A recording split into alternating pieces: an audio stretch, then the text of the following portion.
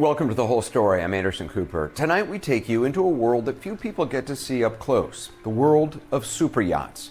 Private boats, some of them longer than a football field. They can cost hundreds of millions of dollars, and it seems there's plenty of buyers.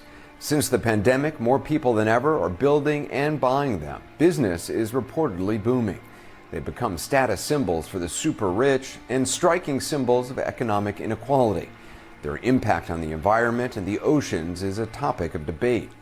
The U.S. has seized some super yachts of Russia's elite, and now your tax dollars are surprisingly being spent to keep their ships in tip-top shape.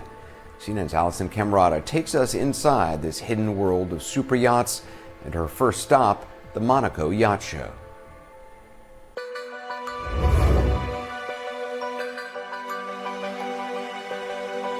This is Monaco, land of the ultra-wealthy. And dotting the harbor like crown jewels are some of the world's largest super yachts. Bonjour. That's no surprise, considering this is the richest country in the world per capita. People here don't pay income tax, which, as you can imagine, attracts millionaires and billionaires from all over the globe.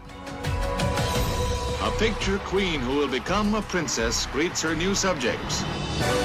From the moment the American actress Grace Kelly sailed into Port Hercules to marry Prince Rainier III, the princess, carrying her poodle Oliver, arrives with her husband to board their yacht. we've been fascinated by the yachting life. From the TV show Lifestyles of the Rich and Famous that glamorized wealth and decadence decades ago, to today's popular reality show, Bravo's Below Deck, to social media feeds of celebrities lounging on yachts, like Beyoncé's photos on Instagram. We seem to have an almost primal fascination with rich people and how they spend their money. The Obamas aboard David Geffen's yacht, vacationing with Bruce Springsteen, Tom Hanks, Oprah Winfrey. These boats look very nice. These are yachts. These are yachts. And I think a lot of people would look at these and say these are pretty big. Yeah, they're beautiful. Until you see the big ones. CNN contributor Evan Osnos is also a staff writer at the New Yorker magazine who scored the plum assignment of researching super yachts. What can be important to keep in mind is none of this existed a few years ago. His 2022 New Yorker article on the super wealthy's obsession with super yachts created some waves in the industry. They've become, in some ways, the final frontier of wealth, the emblem of what you buy when there's nothing else left to buy. They are a higher caliber of wealth than even a beautiful penthouse apartment, a private plane. That's all chump change compared to these. I mean, in the end, expensive art is perhaps $200 million for a Warhol. The most expensive apartment ever sold in New York City was $240 million. In yacht terms, that's pretty ordinary money. Actually, these things can become $300, $400, $500 million. A gigayacht, in the end, is the most expensive thing that humans have figured out how to own. Gigayachts are the largest kind of superyacht. We'll show you the different sizes in a bit, but on board, it seems no expense is spared. We saw mosaics made of Italian leather, a working spa, complete with a hair and nail salon and massage rooms. Dive centers with walls that open onto the ocean. Wooden flooring made from a 16th century monastery. Glass-encased pools to swim laps. And a swimming pool in a bedroom ceiling. This is really the center of the super yachting universe in Monaco at this time of year. So if you're in the market for a big yacht, this is the place to come. This is where we see the biggest super yachts. Yeah. Sure, Monaco hosts the Formula One Grand Prix every spring, but this annual week-long yachting event is called one of the greatest concentrations of wealth in the world. Is a bucket list place to be if you're in the industry. If you're shopping for a yacht, and a big yacht, not a small yacht, this is it. This is the Super Bowl, this is the World Cup final. Strolling along the piers of the Monaco Yacht Show, one thing becomes crystal clear. size does indeed matter. What's LOA? LOA, that's the coin of the realm. It stands for length overall. And look, on some level, yes, this is about people, mostly men, buying giant yachts and competing with one another. Call it BYE, Big Yacht Energy, and it fuels a $10 billion a year industry. Bernard D'Alessandri has been Secretary General of the Monaco Yacht Club for over 4 decades. And tell us about the changes that you've seen. So the size of the boat is very increased every year. Are you seeing people want bigger boats, more length? Always. And every time they change the boat, they grow approximately 40% the size and the value of the boat. Why is that? What can they not get on an 80-foot yacht that they want to upgrade? First of all, life change. Your family grow, or maybe you change. You change wife and you have a new life. You make more money and then you like to have a bigger boat. As we learned, not all yachts are created equal. Tell me about the distinctions between super yacht, mega yacht, giga yacht. Well, super yachts are anything over 24 metres length overall at LOA. The rules maintain that you need crew, and a crewed boat over 24 metres means it's a super yacht. So that's like 78 feet for the American. That's right. Let me do the math. A super yacht is at least 78 feet long and has a full-time crew. The larger you go, the looser the terms, but at 230 feet, it's generally called a mega yacht. Above 295 feet, most people will call it a giga yacht. Later, we'll give you a glimpse inside the Queen of the Monaco Yacht Show, one of the largest giga yachts in the world at 318 feet. Just for reference, an NFL football field from one goal line to the other is only 300 feet. So how many passengers can you take on a huge floating football field? Generally, only 12. This surprises people outside of the industry. The law is written in a curious way. It goes all the way back to the sinking of the Titanic. They imposed rules that said that you can only have, on most yachts, 12 people spend the night. Not to get too technical, but in the wake of the 1912 Titanic disaster, stricter safety rules were put in place for commercial passenger ships, including having lifeboats or rafts for 125% of the passengers and crew. But those maritime rules are much looser for private pleasure crafts with 12 passengers or less, and that's the category for most yachts. But there's no limit on the number of crew. So as a result, you might have a yacht that has 12 guests and up to 50 people who are working on the boat, attending to them. Devon J. von Rensburg is the captain of the Virtuosity. I'm so excited. Please remove your shoes. Does everybody have to remove their shoes? Everyone removes their shoes. He helms one of the newest super yachts from the Italian shipbuilder San Lorenzo at 187 feet. How many crew for 12 guests? On board Virtuosity, we have 12, but boats of this size can accommodate up to 20 crew. 20 crew for 12 guests. Correct. People can be doted on and their every wish is your command? Some people like fresh strawberries in the mornings, and we might sit in the middle of nowhere at anchor. Strawberries will come via helicopter. On board Virtuosity, we can make the impossible possible within hours, but a miracle takes me at least a day. To truly understand what that level of service and luxury feels like, This is the crew. San Lorenzo invited me to spend one glorious night aboard the Virtuosity.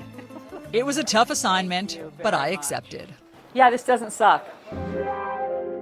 The Virtuosity spent the summer in the Mediterranean, or the Med, as they call it here. The Canadian owners have opened her up for charter. After the Monaco Yacht Show, she'll head to the Caribbean for the winter. In the meantime, the captain gave us a tour. Even this is beautiful, the staircase. Yeah, the staircase is also one of their showpieces that they're very proud of on board Virtuosity. I can see why. How many floors is this? We have 3. This yacht has everything from a disco Where the music happens. to the bridge. Oh my God. To the upper salon, where guests hang out on rainy days. To the sunbathing area / helicopter deck. And of course, the swimming pool. In the spirit of reporting, I had to try them all. This is where you'll be staying tonight. Welcome to the owner's cabin. The owner's cabin, oh my heavens. Look at this. I'm getting used to this. It's worrying me how comfortable I'm getting here. So for our first course, we have the ceviche of sea bass. Dinner on super yachts is just as delicious and extravagant as you'd imagine. The virtuosity comes with gourmet-level cuisine, which definitely stretched our CNN per diem budgets. But don't be fooled by the peaceful ambiance. A lot of work is being done a few decks below. No problem. Tell me what I need to serve the guests. Caviar? Okay. Just a taste of the meticulous round-the-clock white glove service yacht crews are expected to provide to guests on board. What are some of the most extravagant food requests you've gotten? Oh, I got a good one. What It's bolognese sauce. They want it only made with Kobe A5 beef. And that's not cheap. Around $5,000 just for the sauce for 10 people. Oh my God. If it's $5,000 for special pasta sauce, how much does it cost to charter a whole super yacht? We'll run at about $400,000 to $500,000 per week. $400,000 to $500,000 to charter this boat per week. Correct. And that's just for the yacht. Not included, travel to the boat's location, food and drink, fuel, and gratuities for the crew. Give me the archetype of the type of people who are chartering it. People who are serious about their holidays.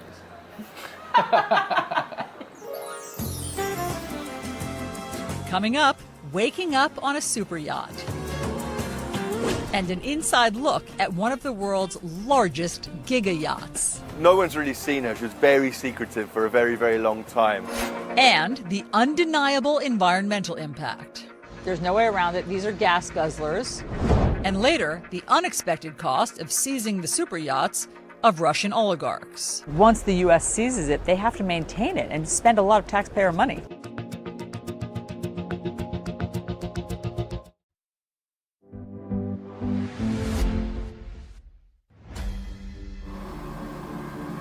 Stunning sunrise, tranquility. It's just glorious. It turns out waking up on a super yacht in Monaco is, well, just as incredible as you might imagine. Morning. Thank you. Times 100. But it's time for us to get back to work. The beauty is to go inside of Portofino, Saint-Tropez, Capri. Massimo Perotti is the executive chairman of Italian-based shipbuilder San Lorenzo. They had several vessels on display at the Monaco Yacht Show, including the Virtuosity. If we show to the people how good is boating, if we can increase from 3 to 4% the rate of penetration to the super rich, that means 25% more business, which is huge. Of course, this luxury does not come cheap. Never mind chartering or even owning one of these mega million-dollar vessels. Even the cost of maintenance is eye-popping. We tell people assume 10% of the cost of the yacht as an annual maintenance on it. Chuck Cashman is the chief revenue officer of MarineMax, the world's largest retailer of recreational boats. Fraser is their premium yacht brand. If the yacht was $10 million, it's probably going to cost you $1 million a year.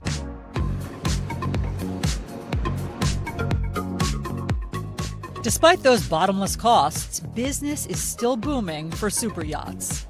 It started with the pandemic, when people wanted to get away from their possibly infectious neighbors and set sail.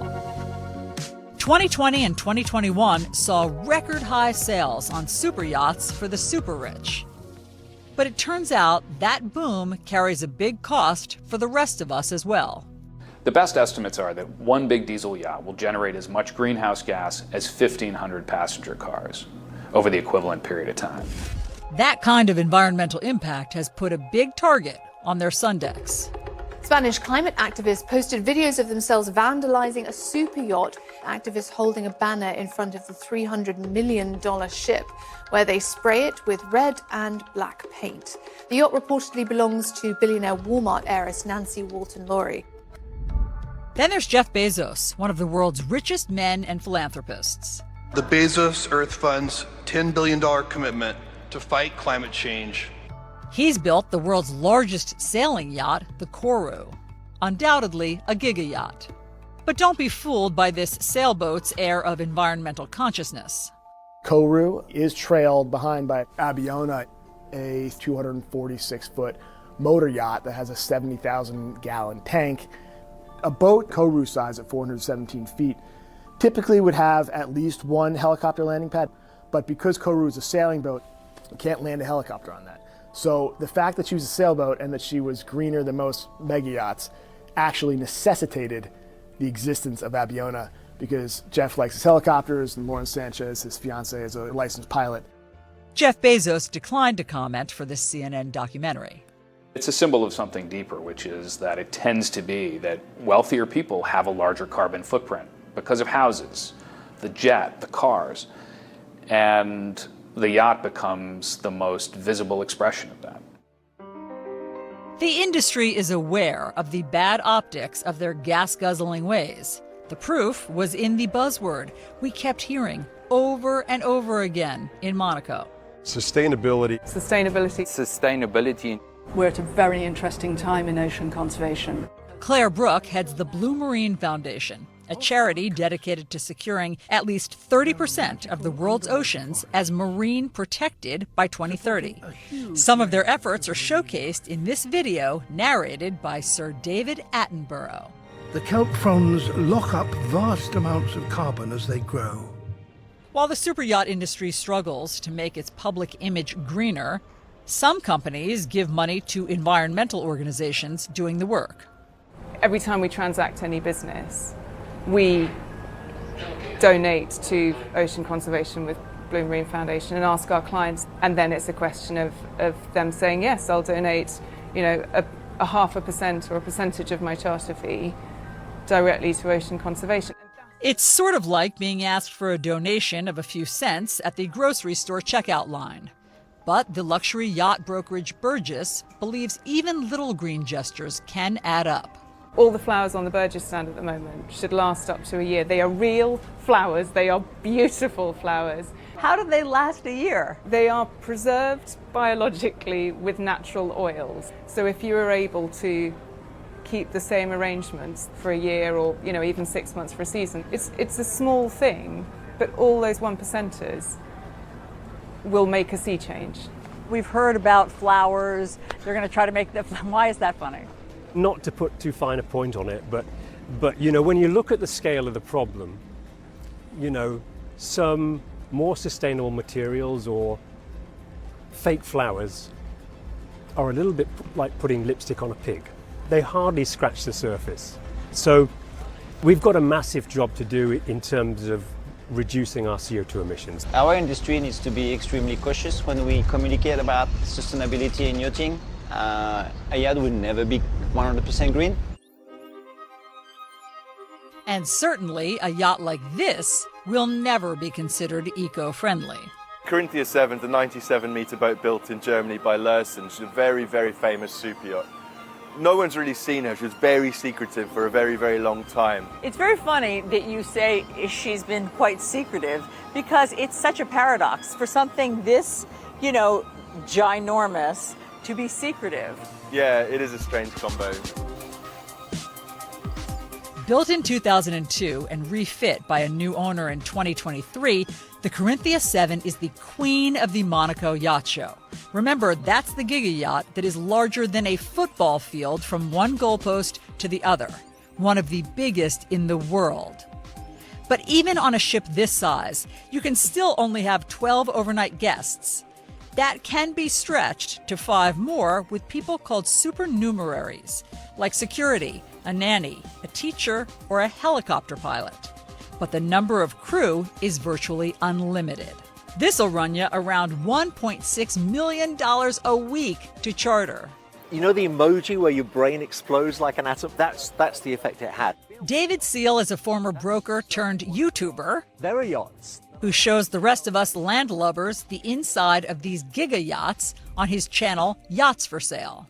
I think the buyers now are more intelligent buyers. What does that mean? At one time, you could pay for a supermodel to pout her lips on the bow of a yacht with a big hat and sell the yacht. Not anymore. That doesn't sell anymore. It's getting a little bit boring. So now people, they actually want to know how fast does it go? How far does it go is the big question. How far can it go on a tank of gas? That's right. But the folks at the yacht show say we're thinking about this all wrong. These may be giant gas guzzlers, but they're also huge job creators. And this is a really brilliant way we've devised of extracting a lot of wealth from rich people and redistributing it to an awful lot of other people. How so? Well, first of all, to build one of these things costs, some of the bigger ones, hundreds of millions of euros or dollars. Behind these objects, there is a whole world of families, of workers, of designers, which make this happen. It's the trickle-down theory of yacht ownership. These boats require constant and relentless servicing and maintaining. From those tireless crews endlessly swabbing and polishing, to the tenders, which are small boats that ferry passengers to land from their super yachts anchored at sea, to the shipbuilders and designers, to the highly skilled craftsmen, to the yacht brokers, to the yacht industry media. Buying a yacht is often referred to as a purchase of passion. There's a lot of people making boatloads of money from super yachts. So rather than people seeing these things as just the toy of some, billionaire X, they are actually mini floating economies. And wherever they go, they absolutely fire hose money into local economies and populations. Up next. Speaking of owners, we've found them to be sort of camera shy.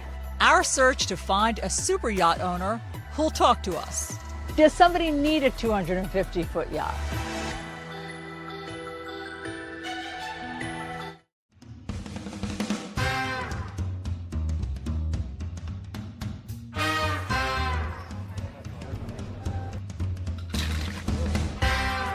At the 2023 Monaco Yacht Show, 117 super yachts were on display, with every toy and accessory imaginable. Take two. Come on! You don't have to be in Monaco long to cross paths with this colorful character, Eddie Jordan. A former race car driver, Formula One team owner, current drummer in a rock band, TV personality, and owner of roughly 20 yachts over several decades. I'm a druggie. I've got the needle in the arm, 4 boats. But even this self-described yacht junkie thinks we may have reached the tipping point, and that the size of these floating buildings may be going overboard. What do you think when you see all the 200-foot yachts and all of the mega yachts and giga yachts? For me personally, I don't get it. They leave me cold. Why? Because they're too ostentatious. I think it's very much a, here I am, this is what I've done, I've been mega successful, and this is my boat. Why does somebody need a 175-foot or 200-foot yacht? I'm not even sure about that. The maximum size I had was 150 foot. But you know what the biggest problem was? Finding enough friends who had time available at the right time to join you. Because being on a big boat like that is very boring, very selfish, and I'm not sure it's creating the right vibe for the staff, the crew, or anybody. We tried to get present-day super yacht owners to talk to us about what makes it so addictive, but Oddly, no one agreed to go on camera. The truth is, nobody in that world pretends that it's a productive investment. The yacht, from the very moment it's created, is essentially in mortal combat with its own environment. The water is trying to rust it from below. The sea air is trying to turn this thing brown and sink it to the bottom of the ocean. So it's a horrible investment. It's a terrible investment. You're buying it partly because of the fact that it is utterly unnecessary. So if you're concerned about the amount of money you're spending, that right there probably disqualifies you at the outset. Maybe that's why no owner would talk to us. Maybe they're embarrassed by the over-the-top extravagance of these things. Maybe that kind of talk is too gauche for Monaco. So we headed west. Someplace with even more super yachts and maybe more accessible owners. Fort Lauderdale, Florida, home to the world's largest boat show. What's the difference between the Monaco Yacht Show and the Fort Lauderdale International Boat Show?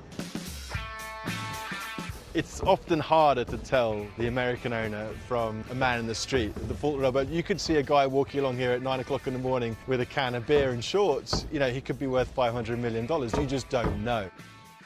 Stuart Campbell is the editor-in-chief at Boat International, a yachting industry media company. America is the market for super yachts. It's half the market. The American super yacht owner keeps this industry alive. This you can see is my wife's doing. If me, you would have paper dishes, plastic cups. Right. She has to have all this Versace silverware and all this crazy dishes, and everything's Versace with my wife. Finally, we found one. 76-year-old American owner John Staluppi was happy to talk to us and give us the run of his mega yacht. He bought it in early 2023 when she was named Solo. He refit and renamed her Casino Royale. So, John, I know you're a big James Bond fan. We even got one in this elevator, the elevators. Look at this, Casino Royale. With his wife of 36 years, Jeanette, and their beloved dog, Buddy, Staluppi shared his story of yacht addiction. How many yachts have you had? About 22. You've had 22 yachts. Yeah. Why so many? When you build a boat, you always forget something. I'd like a bigger bedroom. I'd like a fireplace, so you always look to do something different. He likes projects. When I was a kid, we used to buy this doll called Potato Head. You put different eyes and different clothes on it and stuff like that. So basically a super yacht is just like Mr. Potato. But this toy cost $70 million used and more than $4.5 million to maintain each year. The Staluppis only spend 2 to 3 months on it annually. But they do charter it out for $800,000 a week, plus food, drink, fuel, tips, etc. So all in, is it $1 million? Yeah, it's probably $1 million a week. Yeah. That's staggering. So when this boat goes on charter, we need a closet for our clothes. A floating closet. Yeah. How big is that one? 110 feet. You have another yacht over there, 110 feet. Yes. It's your backup yacht. It's my backup boat. Then we're going to sell that boat. Staluppi is a self-made man, originally a mechanic from Brooklyn. He made his fortune with successful car dealerships like the one in this grand opening video. April the 9th, 1988. The launching takes place of Octopussy. In 1988, he also set the world record for creating the fastest yacht when he put 3 huge diesel engines in a 140-foot yacht and throttled it up. In this archival footage, you can see Staluppi setting his sights on his goal. I knew I could never afford to have the biggest yacht in the world, but I knew I could have the fastest yacht in the world. When you say the fastest yacht in the world, what does that mean? Well, I'm the first guy that went 53 knots with a boat. 61 miles per hour, a new world record. 61.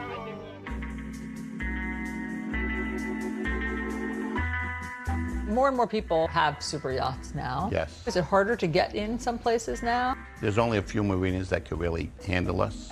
Like when you go to Europe, if you're over 200 feet, you got to anchor out. because there's really not a lot of places to go. But you know, there's people with 300 feet, 400 feet, you know, it gets crazy. I know. What's too big? I think 250 feet's too big. Because yours is 243. I just took it easy, a little bit lower. But seriously, if some great places in the world won't let you in with a bigger than 200-foot boat, why have a bigger one? You know, why do you build a bigger house? Or why do you do something, you know? Is there a reason for it? No, I guess it's ego. His ego has gotten bigger and bigger. As the saying goes, time stands still when you're on the water. Hi, Steve. Thank you for Allison, having welcome me. aboard Modianeros. There's another benefit that American owners, like Steve Lattice, talk to us about. Fantastic. Thank you. As corny as it may sound, they say they buy these ginormous boats for the intimacy they create for their families. Having your family on the boat, they're sort of trapped with you, so they can't get away from you. At home, your kids do try to escape. Whereas here, everybody sort of hangs around and has a nice family conversation. So this is where the kids sleep. Yes. Steve's a brilliant American owner. He's into bigger boats. So Steve's perfect for our industry because he will just keep going and going and going. Lattice showed us around his latest super yacht and answered some of our pressing questions. Steve, your yacht has a his and hers bathroom. It does, with a shower in between. Room for two. That's great. Is there any size that's too big? You know, probably not. Are you looking to upgrade at some point? Yes, always looking to upgrade. Does somebody need a 250-foot yacht? Probably not. But, you know, there's a lot of things that we have in life that we don't have to have. It's just a matter of enjoying fruits of your labor. Coming up, the seizure of Russian oligarchs' yachts. Do the governments realize how much this is going to cost the taxpayer?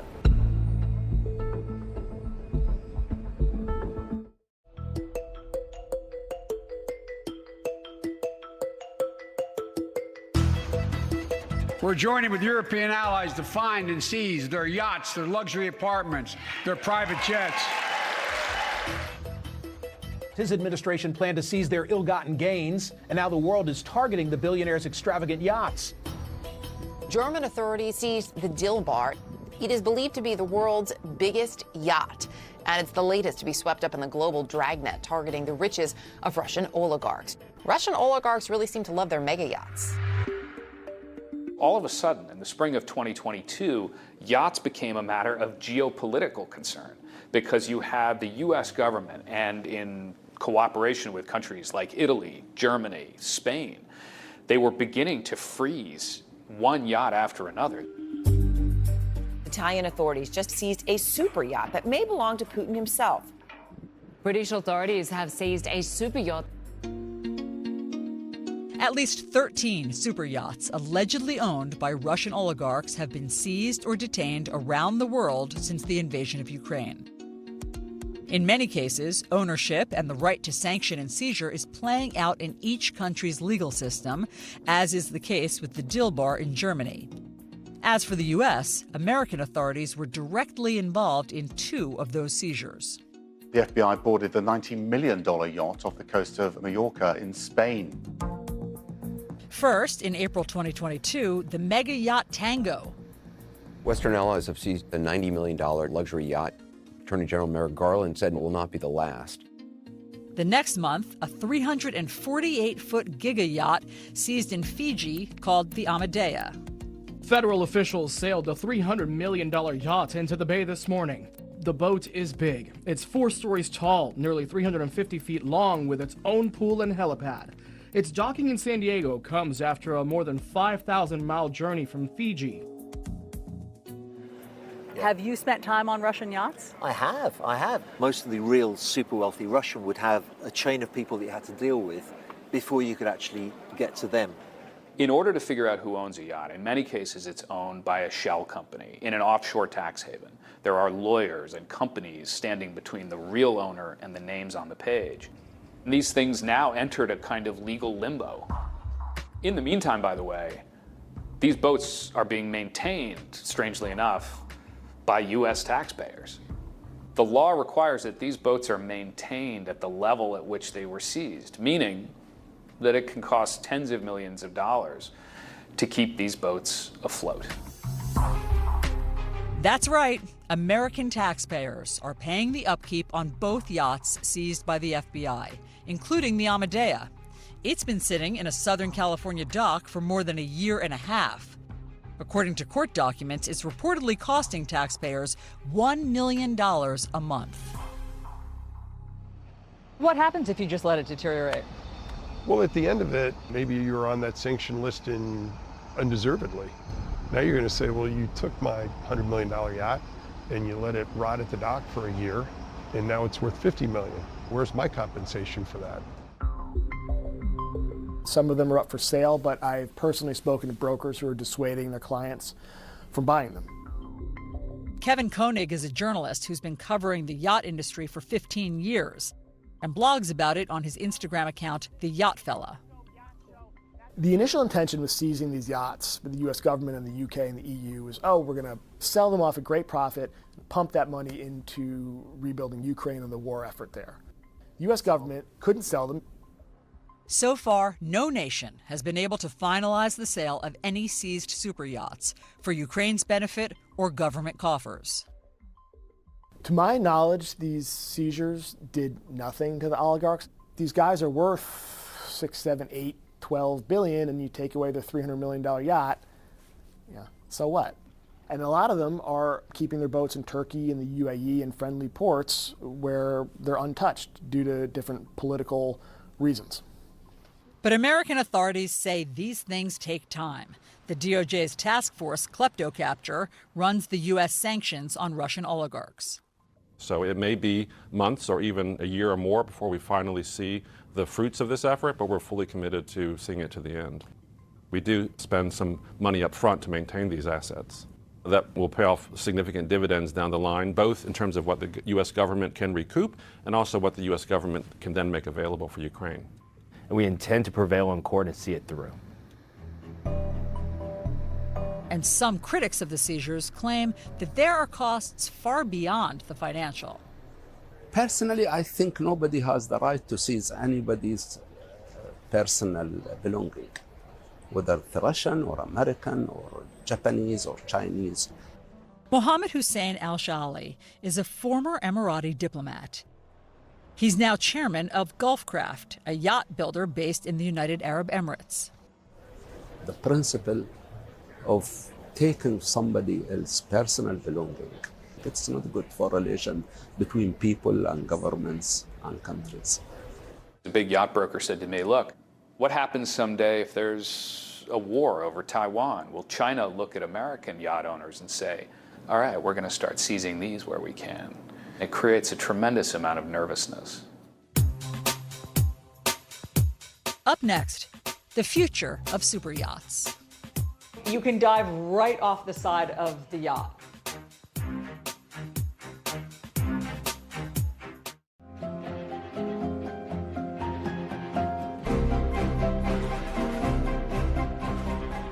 So, Captain, what is this? This is our very own dive center on board. You can dive right off the side of the yacht. Correct. Straight into the water. Oh my gosh. This is the 209-foot Atomic, a super yacht up for sale at the Fort Lauderdale International Boat Show.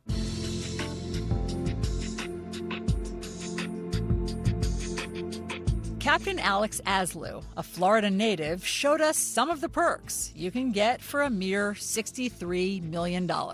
Wait a second. What's this? This would be our 4-story glass elevator. Wow.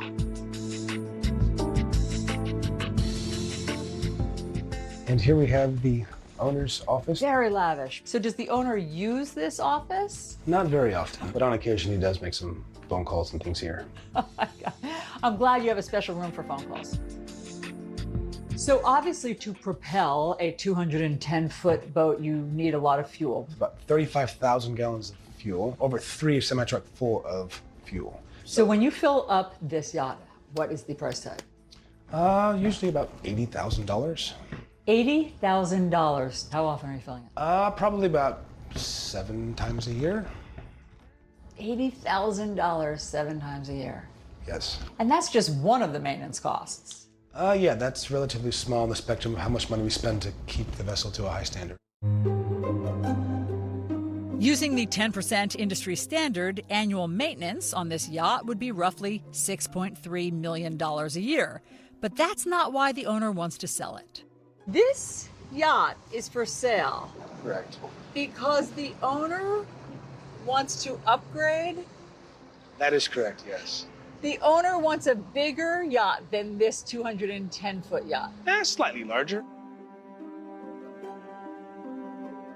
The most important question, and this drives the entire industry, is who is willing to spend more on a bigger yacht? The entire thing only works if people are being tempted with the possibility of a bigger, more expensive yacht constantly. Right, because you'd think it's a one-off. You buy your yacht, you're good. Oh no. No, it's a gateway drug.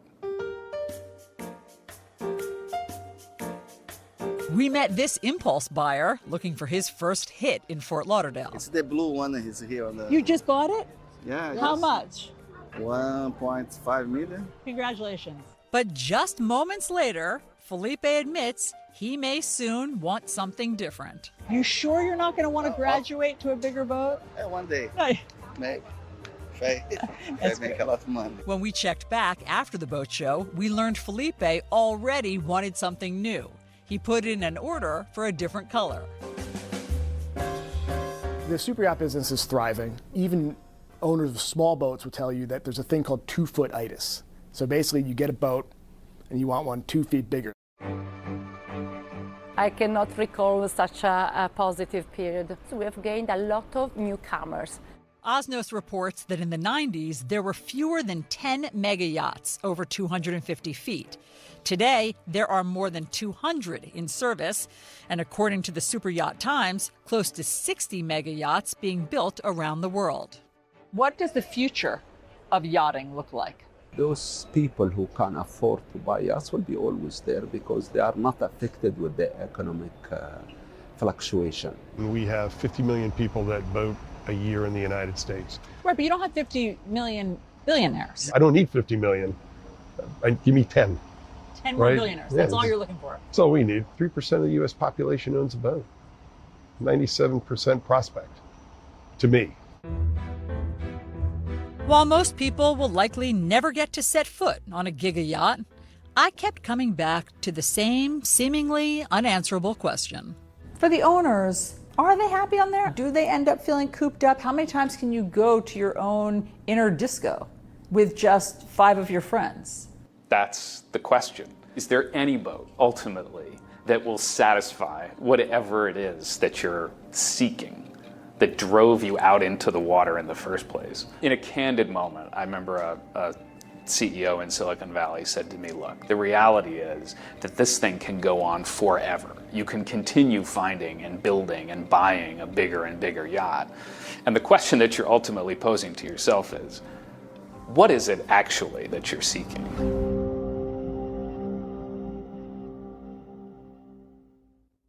According to the Superyacht Times, there were more than 5,500 yachts over 98 feet long in operation by August of 2023, and industry experts think the market will continue to grow. Thanks for watching The Whole Story. I'll see you next Sunday.